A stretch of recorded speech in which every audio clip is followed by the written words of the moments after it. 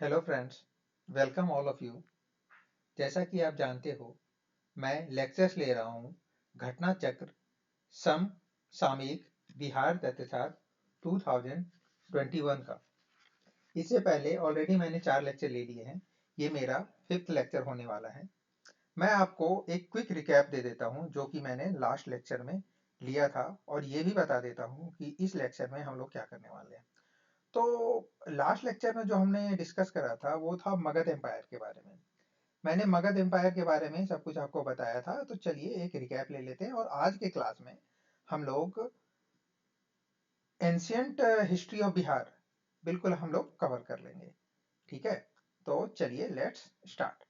तो रिकैप में हम देखते हैं कि मगध एम्पायर में हम लोगों ने क्या पढ़ा था। मगध एम्पायर में हम लोगों ने 4 डायनेस्टी के बारे में पढ़ी थी। पहली डायनेस्टी थी हरियंक डायनेस्टी। ओके, जिसमें जो एम्पायर हुए थे वो थे बिंबिसार, अजातशत्रु, देन उदयन। ओके, उसके बाद जो डायनेस्टी आई थी वो थी नंदा डायनेस्टी।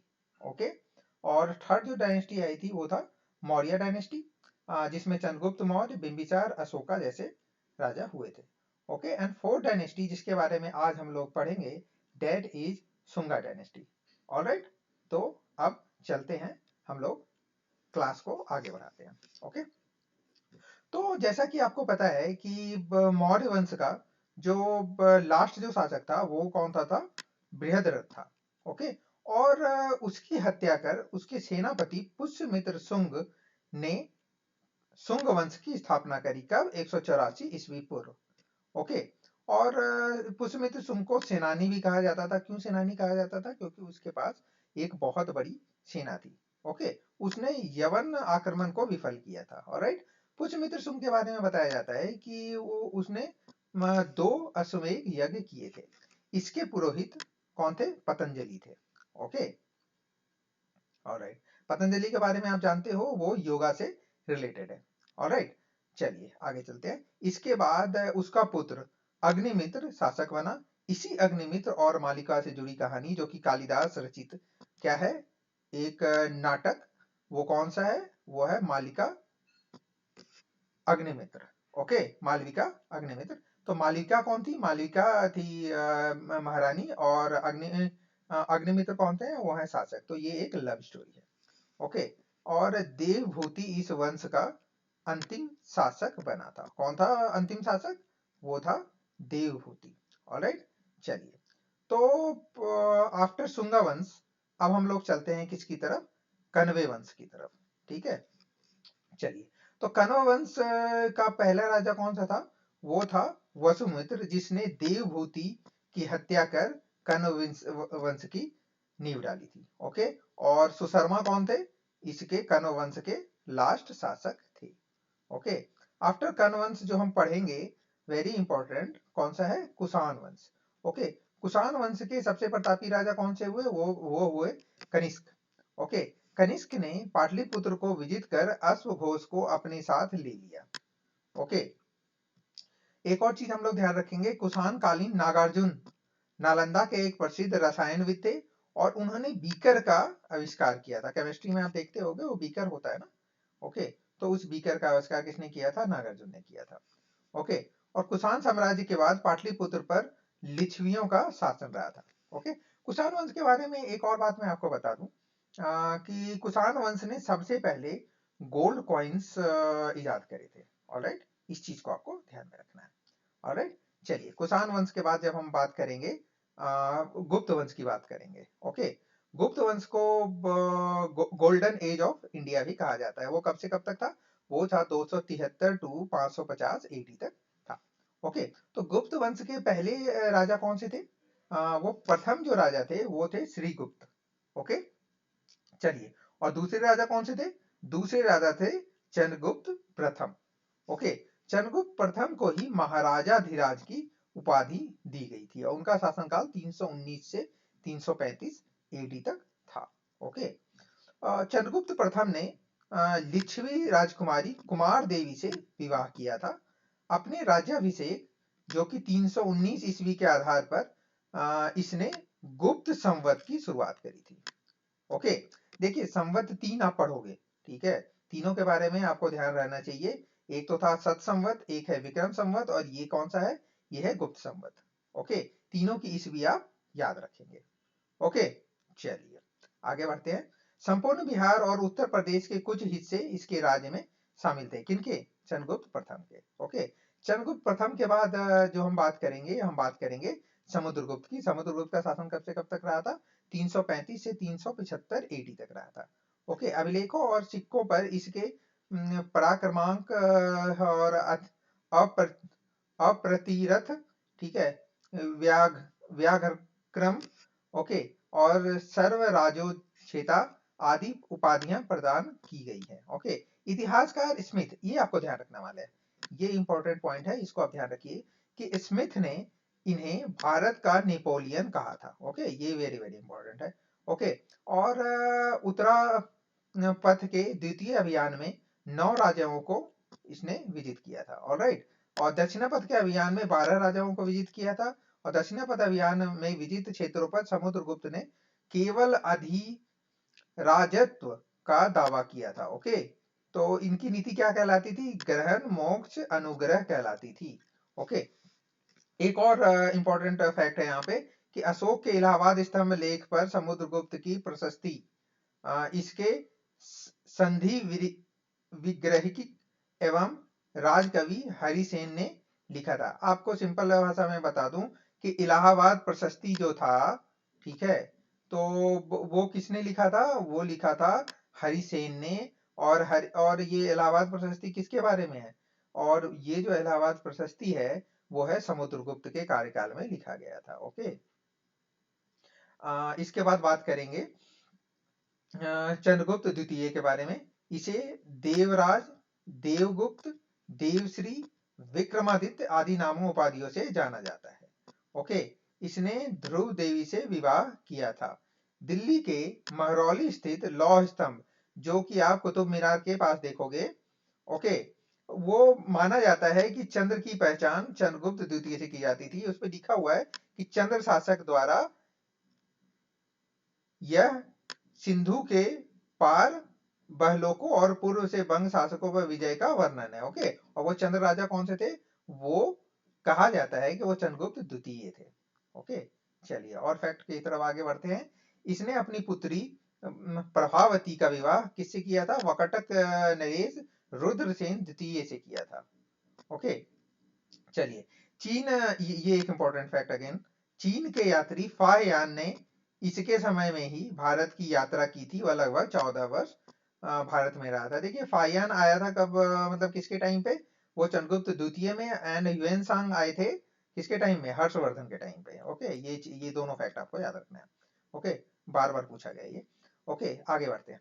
ऐसा माना जाता है कि उनके दरबार में नवरत्न विराजित थे। वो कौन कौन से नवरत्न थे, वो थे कालिदास, धन्वंतरी, छपनक, ये अमर सिंह, शंकु, बेताल भट्ट, घटकपर, ब्रह्मवीर, वरुरुचि जैसे विद्वान शामिल थे। ओके, तो इसको भी आपको एक तरह से ध्यान में रखना है। ओके, चलिए आफ्टर चंद्रगुप्त द्वितीय, ओके, हम लोग किसकी तरफ चलेंगे, चंद्रगुप्त द्वितीय को हम लोगों ने पढ़ लिया। अब हम लोग चलेंगे कुमारगुप्त प्रथम की तरफ।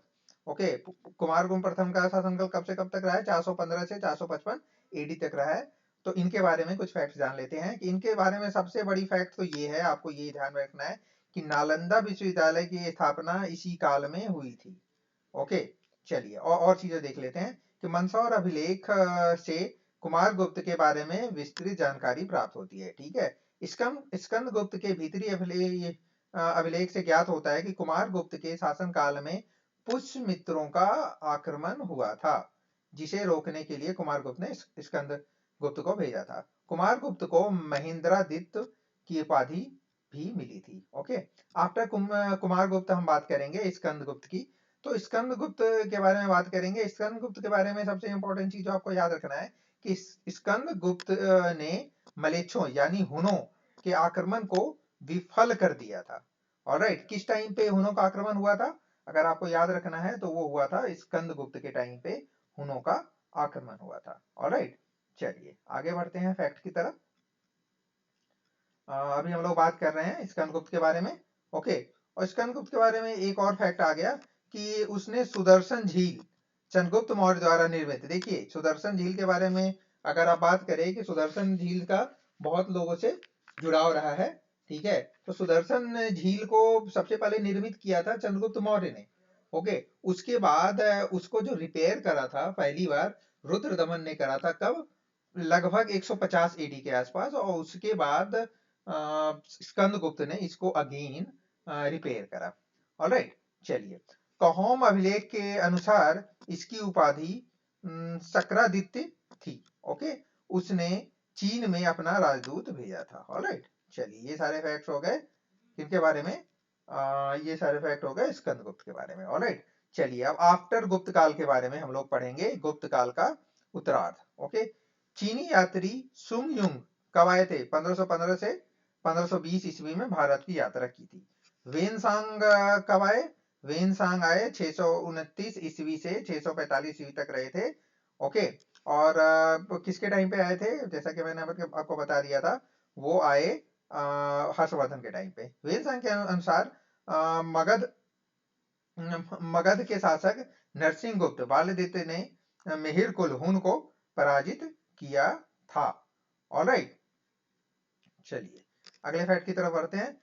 स्कंदगुप्त के बाद पुरुगुप्त एंड ढेर सारे ये शासक आए, उनको आपको ध्यान में नहीं रखना है, जिसने मगध पर शासन किया, और उसको ध्यान नहीं रखना है आपको। गुप्त वंश के साथ ही मगध साम्राज्य का अंत हो गया, ये ध्यान रखना, गुप्त वंश के साथ ही मगध साम्राज्य का क्या हो गया, अंत हो गया। ऑलराइट, चलिए उसके बाद हम लोग अब बात करेंगे पाल वंश के बारे में, जो कि बिहार के लिए बहुत इंपॉर्टेंट रहेगा, ओके। बिहार के लिए अगर आप बात करो तो मेंस में भी इसके लिए इस पे काफी सवाल आते रहे हैं। ऑलराइट, तो इसको भी आप ध्यान में रखना कि मतलब पाल वंश इंपॉर्टेंट होगा बीपीएससी के लिए। ऑलराइट, आगे बढ़ते हैं। पाल वंश का संस्थापक कौन था, वो थे गोपाल। कब से कब तक, 750 से 770 ईस्वी इनको माना जाता है कि बिहार में उनके राज शामिल थे, ओके। गोपाल ने ओदंतपुरी महाविहार और विश्वविद्यालय की स्थापना की, जो बिहार शरीफ नालंदा जिले में स्थित है। देखिए ये क्वेश्चन आपको पूछा गया है ऑलरेडी, ओके। चलिए अब आगे बढ़ते हैं। यह महाविहार हिरण्य पर्वत पर पंचानन नदी के किनारे स्थित था। ऑलराइट, आगे बढ़ते हैं। आगे फैक्ट है कि धर्मपाल के बारे में पढ़ते हैं, कि धर्मपाल के बारे में थोड़ा सा फैक्ट पढ़ लेते हैं कि इसी समय त्रिपक्षीय संघर्ष स्टार्ट हुआ था, ओके। प्रतिहार नरेश वत्सराज ने धर्मपाल को पराजित किया। आगे चलकर राष्ट्रकूट नरेश ध्रुव ने धर्मपाल और वत्सराज दोनों को पराजित किया, ओके। नेक्स्ट फैक्ट है कि ध्रुव के दक्षिण लौटने पर धर्मपाल ने कन्नौज पर आक्रमण किया और ये इंदिरा युद्ध को परास्त कर अपने समथर्क चक्रादुर्ग को कन्नौज के सिंहासन पर बैठाया। ऑलराइट, धर्मपाल के समय ही प्रतिहार शासक नागभट्ट द्वितीय वत्सराज का पुत्र जो कि था, ने मुंगेर तक का क्षेत्र कुछ समय के लिए विजित कर लिया था। ये चीज भी आपको ध्यान में रखना है। आगे धर्मपाल ने विक्रमशिला विश्वविद्यालय की स्थापना की थी। ये देखिए, ये इंपॉर्टेंट फैक्ट है, ओके। किसने विक्रमशिला विश्वविद्यालय की स्थापना करी थी, वो करी थी धर्मपाल ने, तथा बौद्ध विहारों का निर्माण करवाया। विक्रमशिला महाविहार और विश्वविद्यालय भागलपुर जिले में शहर से लगभग 50 किलोमीटर पूर्व में अंतिचक गांव में स्थित है, ओके। चलिए, सोमपुरा महाविहार बांग्लादेश के नौगांव जिले के पहाड़पुर गांव में का निर्माण भी धर्मपाल ने करवाया था, और वर्तमान में यह यूनेस्को विश्व विरासत सूची में भी शामिल है। चलिए, ये बांग्लादेश में है तो इतना इंपॉर्टेंट नहीं होगा, लेकिन जो बिहार में है उसको तो आपको ध्यान में रखना ही है। चलिए आगे, धर्मपाल के अभिलेखों में परम सौगात कहा गया, और गुजराती कवि ने इनको क्या कहा, उत्तरापत स्वामी भी कहा है, ओके। ये भी फैक्ट आप ध्यान रख लेना। चलिए उसके बाद हम बात करते हैं देवपाल के बारे में।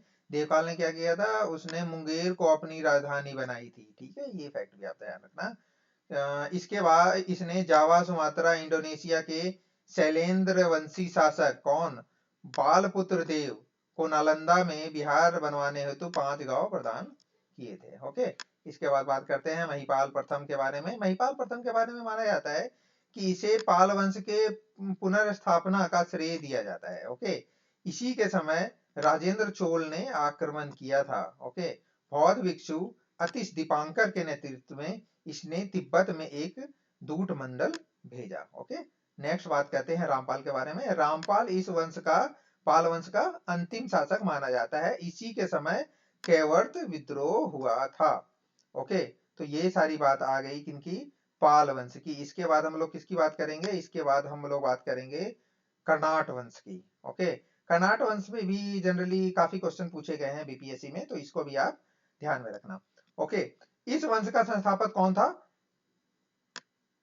नान्यदेव था। ओके, इसके बाद गंगदेव, फिर उसका पुत्र नरसिंहदेव शासक बना। ओके, नरसिंहदेव के समय ही बख्तियार खिलजी ने बिहार पर आक्रमण किया तथा नालंदा, विक्रमशिला जैसे महाविहारों को ध्वस्त कर दिया। ये हिस्ट्री में देखिए कि मतलब एक ब्लैक टाइम बोल सकते हैं ना, वो था कि नालंदा जैसे विश्वविद्यालय को ध्वस्त कर दिया गया था, किसके द्वारा, बख्तियार खिलजी। ये 1200 ईस्वी लगभग का टाइम था। ओके, और कर्नाट वंश को जनरली मतलब गोल्डन एज ऑफ मिथिला भी कहा जाता है।